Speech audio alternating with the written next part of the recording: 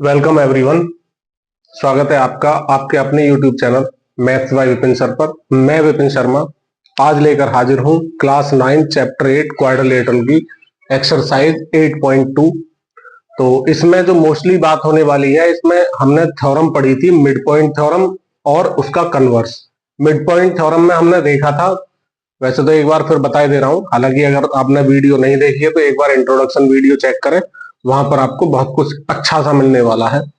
Mid point theorem में होता क्या था, इन ए ट्राइंगल, चलो ए बी सी ले लिया हमने, if P is mid point of A B and Q is mid point of A C, then if we will join P to Q it will be parallel to BC and also PQ is half of BC। ये relation mid point theorem में होता था, वही हम आज करने वाले हैं। इस क्वेश्चन को स्टार्ट वाले को करने के लिए क्वेश्चन नंबर 1 करते हैं। ABCD is a quadrilateral in which P, Q, R and S are midpoints of the sides AB, BC, CD and DA। C figure। Quadrilateral आपको A, B, C, D visible होगा। P mid point है किसका? AB का। Q mid point है BC and R is mid point of CD। S is mid point of DA। P is mid point of AB। Q is mid point of BC।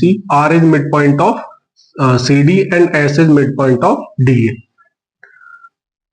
मैं क्योंकि triangle से ही relate कर पाएंगे तो firstly I am working in triangle ACD। Solution in triangle ACD, since R is mid point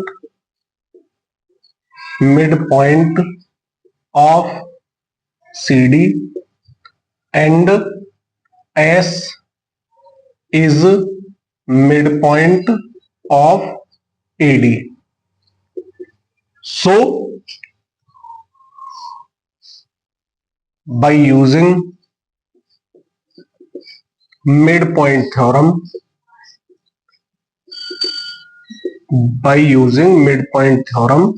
we can say that SR is parallel to AC and also SR is half of AC।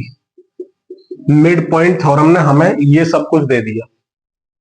Again in triangle ACB, in triangle ACB में P is mid point of AB। P is mid, वैसे हमारा first तो यहीं पे ही complete हो चुका है, second के लिए बात कर रहे हैं अब हम, ये मान के चले first is completed. P is mid point of AB and Q is mid point of BC। Q is mid point of BC। Q mid point है BC का, तब के लिए क्या करें, ट्राइंगल में ही करेंगे by using mid point theorem. By using mid point theorem we can say that PQ is parallel to AC and also PQ is half of AC। Equation 2 mention कर सकते हैं। अभी हमारा 2 कंप्लीट नहीं हुआ, PQ और SR को ये इक्वल प्रूव कराना चाह रहे हैं। यहां तो केवल SR पैरेलल टू AC था, SR is half of AC, ये तो यहां मिल गया सिंपल मिड पॉइंट थ्योरम से। बट अभी ये काम नहीं बना, आगे करते हैं, तब तक ये नोट कर लें।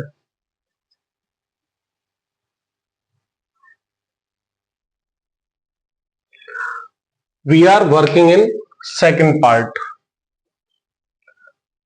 PQ पैरेलल AC आ चुका है and PQ is half of AC, ये भी आ चुका है। यहाँ S R parallel A C first part में था, S R is equal to half of A C first part का ही हमारे पास रिजल्ट है।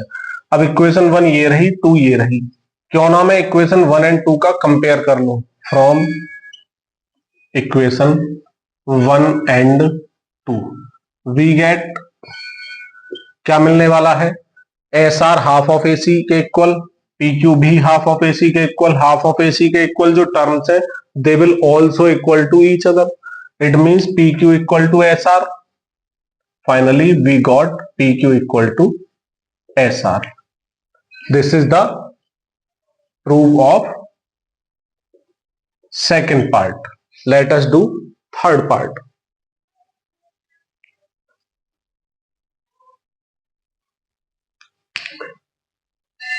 It is said that in first and second equation, SR is parallel to AC and PQ is parallel to also AC. SR is parallel to AC from 1 and PQ is parallel to also AC from 2. We got this relation in two equations. Then जब SR parallel AC, PQ parallel AC, it means after comparison we can get that SR is also parallel to PQ. SR PQ के parallel हो जाएगा, simple. अगर हम यहां पर भी एक डायगोनल ड्रॉ कर दें, ठीक है, तो P मिड पॉइंट हो गया इसके लिए, S मिड पॉइंट हो गया इसके लिए, SP जो होगा वो क्या हो जाएगा, पैरेलल हो जाएगा BD के, यानी PS पैरेलल टू BD। इसी तरह QR parallel to BD। It means all sides क्या हो जाएंगी, पैरेलल होने के साथ साथ पैरेललोग्राम को ही ड्रॉ करेंगी। इट मींस उसे हम ना दिखा करके सिंपल इसी से ही बात बन जाएगी, अपोजिट साइड पैरेलल है। सिमिलरली BD पैरेलल के साथ ये रिलेशन होगा, तो कहीं ना कहीं PS और QR भी also PS is parallel to QR। चाहो तो दिखा दो, since PS is parallel to BD and QR is parallel to BD। Final relation ये मिल चुका हमें, PS will be parallel to QR। तो ये पैरेलल है both sides, so PQRS is a parallelogram, hence proved। It means यहां पर हमारी mid point theorem का ही यूज हुआ है। वीडियो पसंद आ रही है लाइक कर दें, चैनल सब्सक्राइब कर लें, और शेयर नहीं कर रहे हैं आप, इतनी मेहनत करते हैं, आपको ये नहीं पता कितनी मेहनत होती है हर वीडियो के पीछे। तो अगर अपने टीचर के लिए कोई गुरु दक्षिणा देनी है तो सबसे पहले वीडियो को शेयर कर दें। डिजिटल क्रांति में यही होता है कि एक दूसरे का हेल्प करेंगे तो हम भी मोटिवेट होते रहेंगे, आपको इसी तरह वीडियो देते रहेंगे, हतोत्साहित नहीं होंगे हम, डिमोटिवेट नहीं होंगे। तो आपका मोटिवेशन हम है, हमारा मोटिवेशन कहीं ना कहीं आप भी है। तो एक हाथ बढ़ाएं तो दोनों का भला होने वाला है।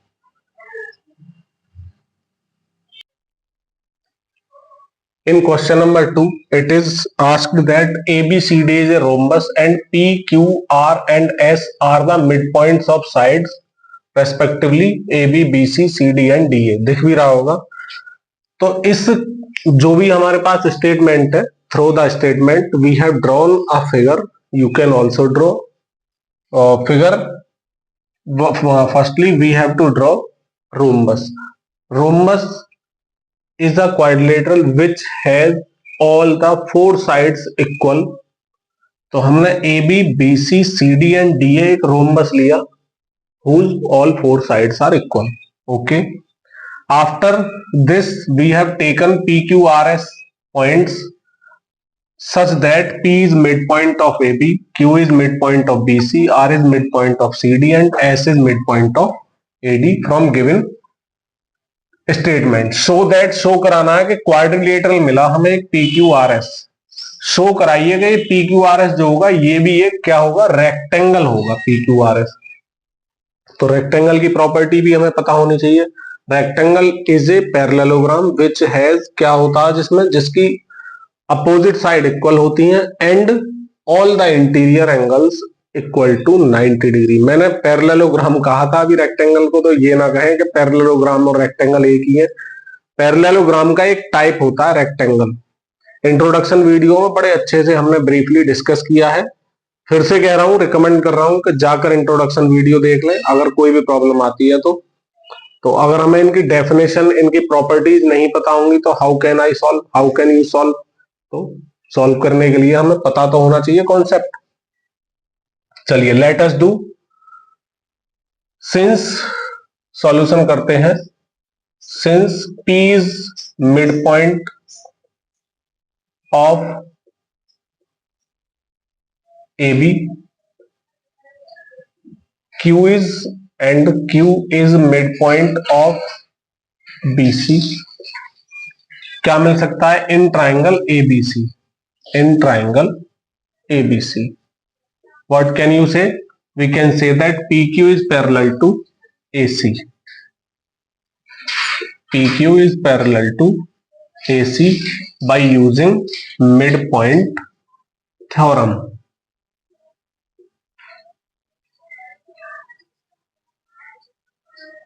एंड आते हैं आगे। आगे क्या करना है, हम आते हैं in triangle ADC, in triangle ADC और ACD, which will you choose? In triangle ACD, S is midpoint of AD and it is given to us, and R is midpoint of CD. R is midpoint of CD.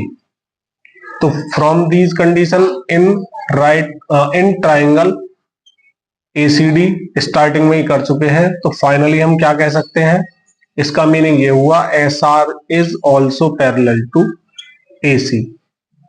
Here PQ is parallel AC and SR is also parallel AC. Finally we can say that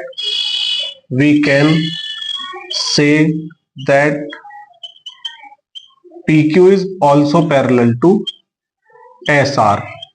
Since PQ is parallel to SR, so PQ RS is a parallelogram. और जब ये parallelogram हो गया PQRS, तब चलते हैं हम आगे। एंड नाउ PQRS जब पैरेललोग्राम है तो QR और BD पैरेलल हो जाएंगे। ओके, ऑल्सो मैं यहां कोई पॉइंट ले लूं, चलो कोई भी पॉइंट O ले लो और चलो इसे G ले लो, PQR हो गए, H ये ले लो। चलो हियर वी नो दैट, चलो we know that diagonals of rhombus bisect each other and also perpendicular to each other. उसका यूज अभी करेंगे, उससे पहले हम देख लें, जब QR पैरेलल हो चुका है BD के, तो QH जो होगा वो पैरेलल हो जाना चाहिए किसके, OG के।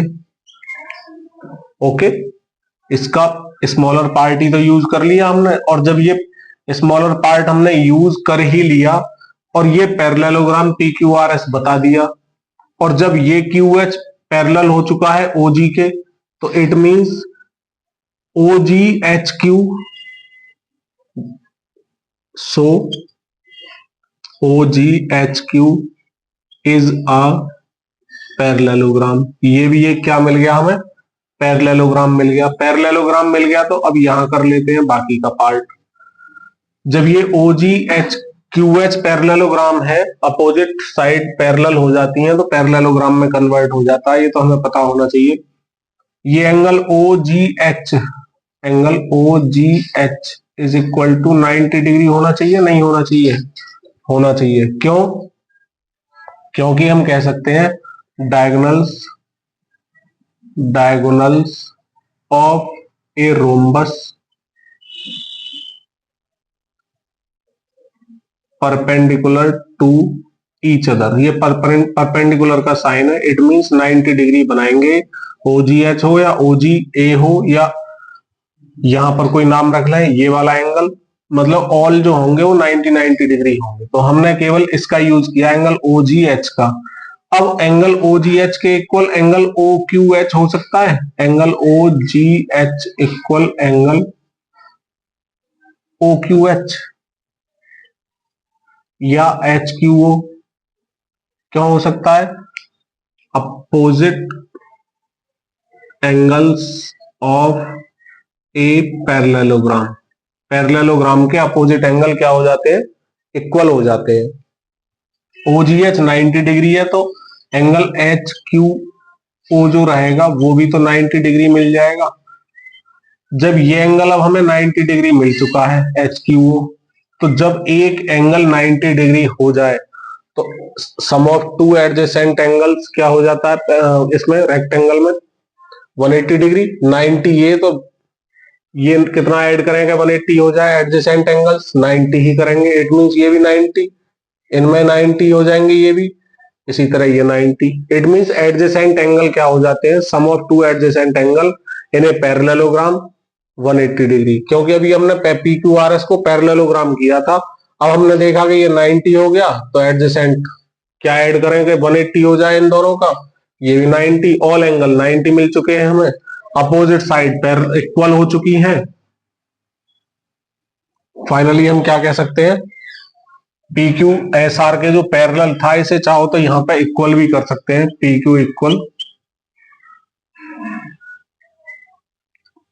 SR,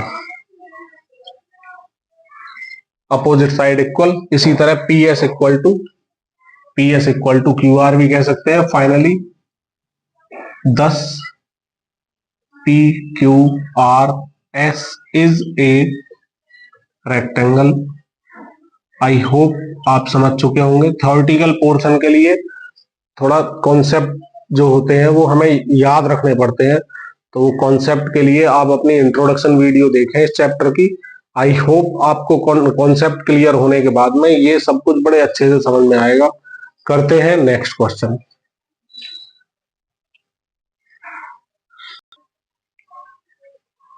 वीडियो लॉन्ग हो जाती है तो अपलोडिंग में प्रॉब्लम आती है। इस वीडियो में केवल 1 और 2 क्वेश्चन छोड़ते हैं, नेक्स्ट वीडियो में करते हैं क्वेश्चन 3 और उससे आगे। तो अगर आपने वीडियो पसंद की है तो लाइक कर दें, चैनल सब्सक्राइब कर लें, शेयर कर दें सभी के साथ, जिससे कि हमें हमारी मेहनत कुछ वसूल होती रहे और हमें भी लगे कि हाँ हम आपको सिखा पाने में समर्थ हो रहे हैं। इसी के साथ जय हिंद, जय भारत, वंदे मातरम।